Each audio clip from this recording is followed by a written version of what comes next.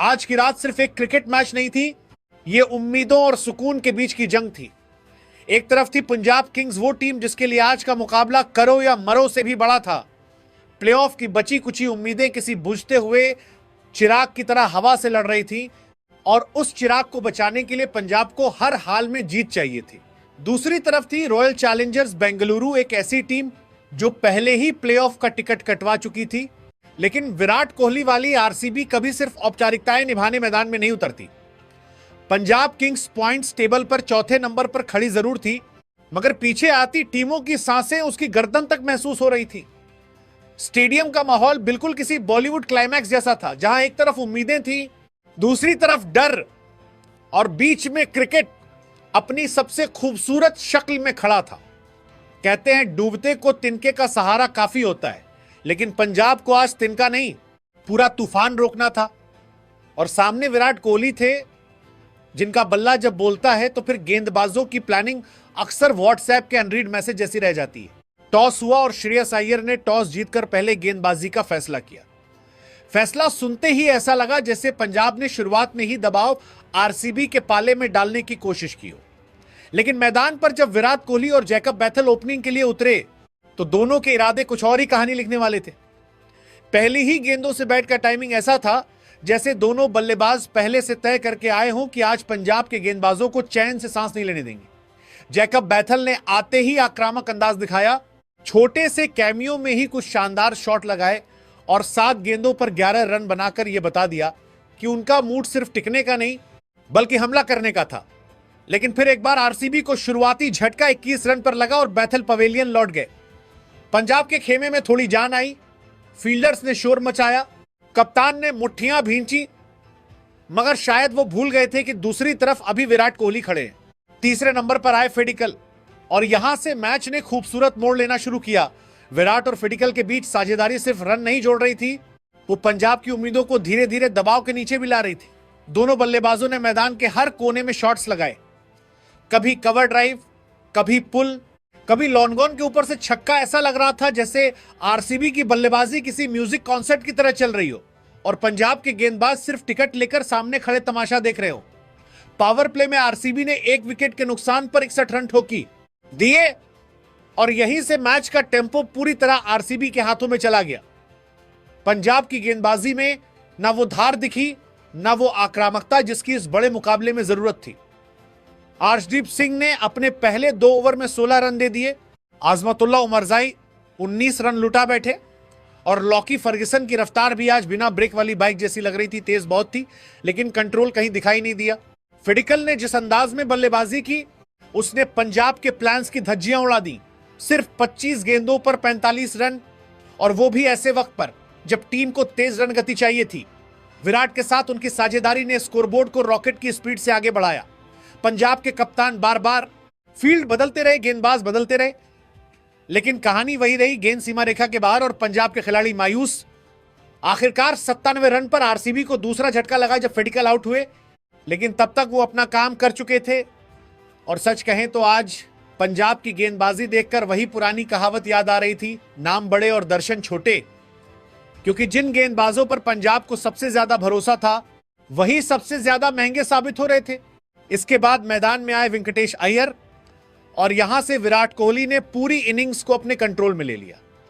विराट का बैट आज सिर्फ रन नहीं बना रहा था, वो बयान दे रहा था। हर शॉट के बाद उनका कॉन्फिडेंस बढ़ता जा रहा था और पंजाब की बॉडी लैंग्वेज गिरती जा रही थी। चौके ऐसे निकल रहे थे जैसे मैदान छोटा पड़ गया हो।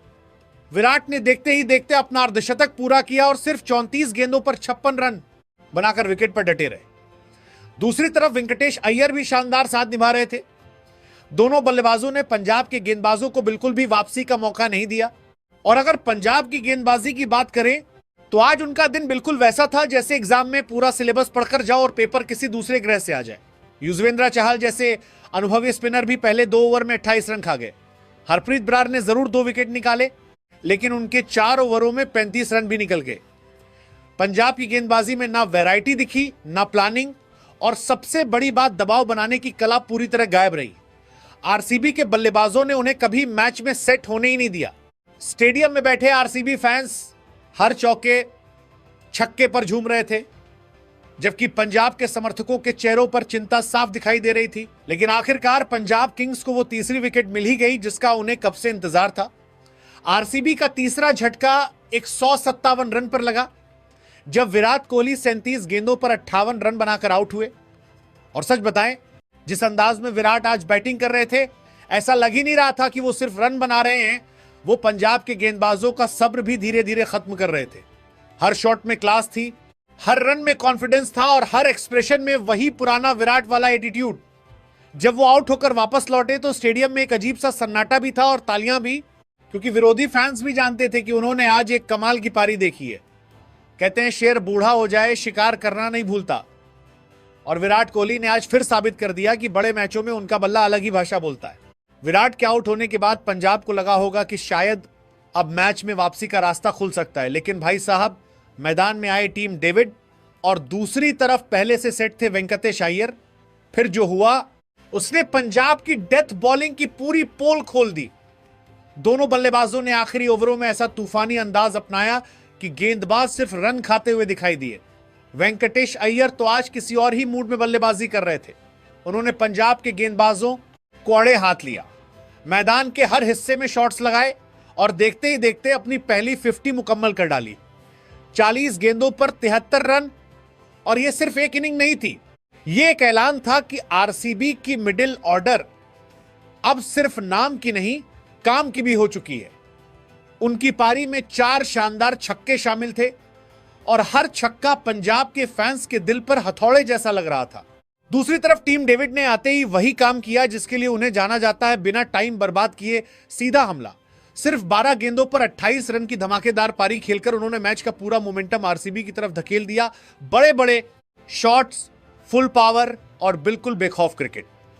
ऐसा लग रहा था जैसे पंजाब के गेंदबाजों की लाइन और लेंथ किसी ने रिमोट से गायब कर दी हो।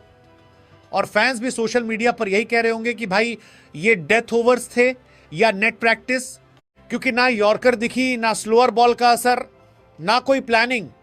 पंजाब की गेंदबाजी एक बार फिर पूरी तरह एक्सपोज हो गई। आरसीबी ने पूरे 20 ओवरों में सिर्फ 4 विकेट खोकर 222 रन बोर्ड पर लगा दिए। और जिस तरह शुरुआत से लेकर आखिरी गेंद तक उन्होंने बल्लेबाजी की, वो एक चैंपियन टीम वाली फीलिंग दे रही थी। पंजाब किंग्स के गेंदबाज ना शुरुआत में मैच पर कंट्रोल हासिल कर पाए और ना आखिरी ओवरों में वापसी करवा सके। अर्शदीप सिंह हो, युजवेंद्र चहल हो या बाकी गेंदबाज, आज कोई भी ऐसा स्पेल नहीं डाल पाया जो आरसीबी की रणगति पर ब्रेक लगा सके। सच कहें तो पंजाब की बॉलिंग आज बिल्कुल उस मोबाइल बैटरी जैसी लगी जो 20% के बाद अचानक बहुत तेजी से गिरने लगती है।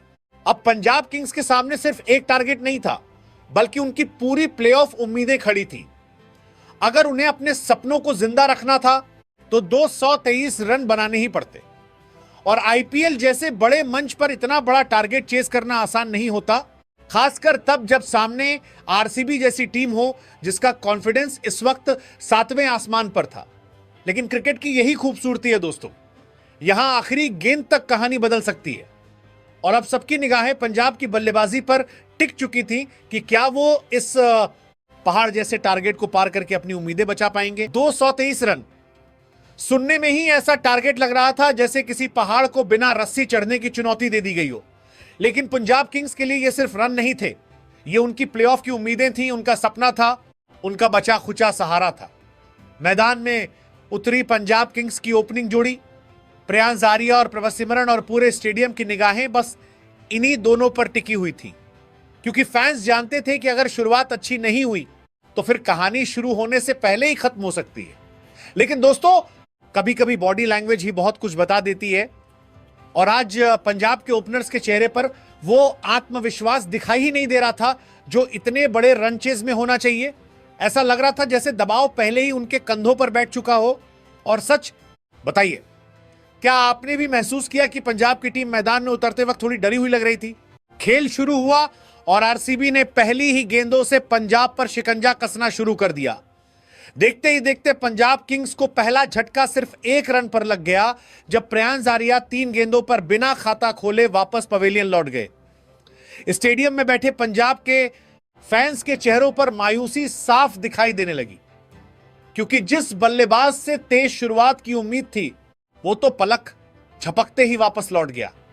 कहते मुसीबत कभी अकेली नहीं आती, और पंजाब के साथ भी कुछ वैसा ही होने लगा।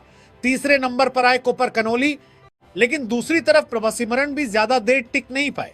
पंजाब को दूसरा झटका सिर्फ 18 रन पर लगा जब प्रभसिमरन 5 गेंदों पर सिर्फ 2 रन बनाकर आउट हो गए और यहीं से मैच पूरी तरह आरसीबी की पकड़ में जाता हुआ दिखाई देने लगा। इसके बाद मैदान में आए कप्तान श्रेयस अय्यर, जिनसे आज पंजाब किंग्स को सबसे ज्यादा उम्मीदें थी, क्योंकि बड़े मैचों में कप्तान ही टीम का सहारा होता है। फैंस को उम्मीद थी कि श्रेयस आएंगे, पारी संभालेंगे, दबाव कम करेंगे, लेकिन आज शायद किस्मत भी पंजाब के खिलाफ खड़ी थी। श्रेयस अय्यर सिर्फ 3 गेंदों पर 1 रन बनाकर आउट हो गए और उनके आउट होते ही स्टेडियम का माहौल बिल्कुल बदल गया। आरसीबी के खिलाड़ी जोश में थे, फील्डर्स चिल्ला रहे थे और पंजाब का डगआउट पूरी तरह खामोश दिखाई दे रहा था। सच कहें तो ऐसा लग रहा था जैसे पंजाब की प्लेऑफ उम्मीदें धीरे धीरे मैदान पर बिखर रही हों और यहां पर आरसीबी के गेंदबाजों की जितनी तारीफ की जाए उतनी कम है। भुवनेश्वर कुमार ने अपने अनुभव का पूरा इस्तेमाल किया और शुरुआती 2 ओवरों में सिर्फ 8 रन देकर 2 बड़ी विकेटें हासिल कर ली। उनकी लाइन लेंथ इतनी शानदार थी कि पंजाब के बल्लेबाज समझ ही नहीं पाए कि हमला करें या बस विकेट बचाएं। दूसरी तरफ जॉश हेजलवुड ने भी कमाल की गेंदबाजी की। हर गेंद में अनुशासन, हर ओवर में दबाव और पावर प्ले में राशिद सलाम ने भी बड़ी शानदार गेंदबाजी करके पंजाब को पूरी तरह बैकफुट पर धकेल दिया। आरसीबी के गेंदबाज आज सिर्फ गेंद नहीं डाल रहे थे, वो पंजाब के बल्लेबाजों के दिमाग में डर भी पैदा कर रहे थे। और पंजाब किंग्स की बल्लेबाजी भाई साहब आज तो बिल्कुल बिखरी हुई नजर आई। ना कोई प्लान दिखा, ना कोई साझेदारी, ना कोई इरादा। इतने बड़े मैच में इस तरह की शुरुआत किसी भी टीम की कमर तोड़ देती है। सोशल मीडिया पर फैंस भी शायद यही कह रहे होंगे, इतना दबाव तो एग्जाम रिजल्ट वाले दिन भी नहीं होता जितना पंजाब आज महसूस कर रही थी। लेकिन क्रिकेट की खूबसूरती यही है दोस्तों, यह मैच तब तक खत्म नहीं होता जब तक आखिरी विकेट ना गिर जाए। मगर फिलहाल तो कहानी पूरी तरह आरसीबी के कंट्रोल में जा चुकी थी और पंजाब किंग्स दबाव के समंदर में डूबती हुई दिखाई दे रही थी। पंजाब किंग्स की चौथी विकेट 62 रन पर गिरी और यह विकेट सिर्फ एक बल्लेबाज की नहीं थी। ऐसा लग रहा था जैसे इसके साथ पंजाब की उम्मीदों का एक बड़ा हिस्सा भी पवेलियन लौट गया हो। कोपर कनोली ने जरूर लड़ने की कोशिश की। उन्होंने 22 गेंदों पर 37 रन की तेज और सासी पारी खेली, कुछ शानदार शॉट्स लगाए और थोड़ी देर के लिए ऐसा महसूस करवाया कि शायद पंजाब अभी भी मुकाबले में बना हुआ है। लेकिन जैसे ही वो आउट हुए, स्टेडियम में बैठे पंजाब के फैंस के चेहरों पर फिर वही चिंता लौट आई। क्योंकि दोस्तों, क्रिकेट में सिर्फ बड़े शॉट्स नहीं, लंबे वक्त तक टिकना भी जरूरी होता है। कहते हैं उम्मीद पर दुनिया कायम है, लेकिन पंजाब की उम्मीदें हर गिरती विकेट के साथ कमजोर पड़ती जा रही थी। दूसरी तरफ रॉयल चैलेंजर्स बेंगलुरु के खिलाड़ी पूरी ऊर्जा के साथ मैदान पर हावी दिखाई दे रहे थे। हर विकेट के बाद उनका जोश बता रहा था कि वो इस मैच को किसी भी कीमत पर हाथ से जाने नहीं देना चाहते। जब पंजाब किंग्स के 93 रन पर 5 विकेट गिर चुके थे, तब ऐसा लग रहा था कि मैच अब बस औपचारिकता बनकर रह गया है।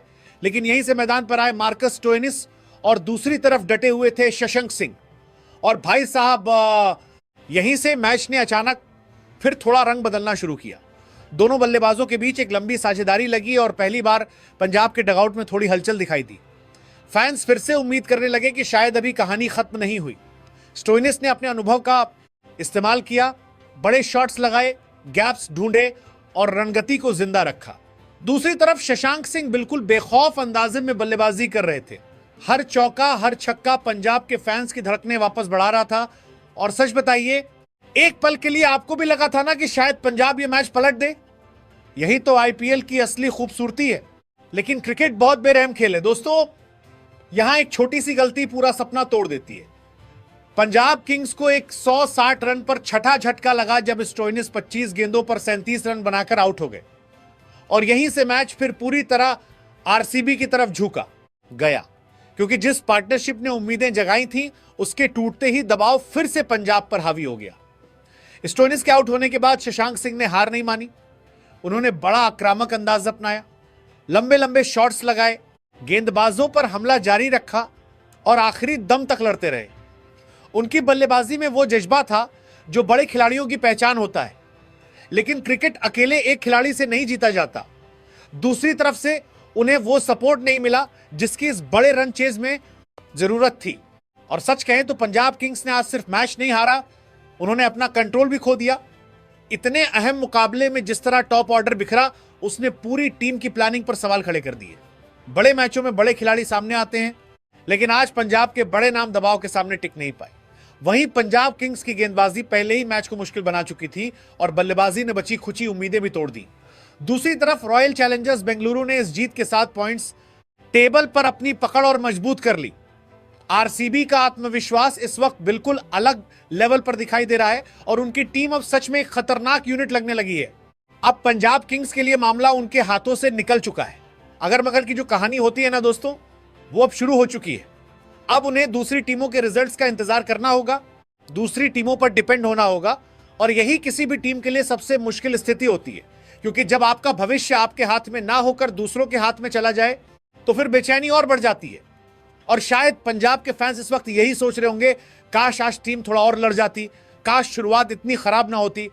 लेकिन क्रिकेट में काश का कोई पॉइंट नहीं मिलता। मैदान पर जो बेहतर खेलता है, जीत उसी की होती है। और आज की रात पूरी तरह आरसीबी के नाम रही।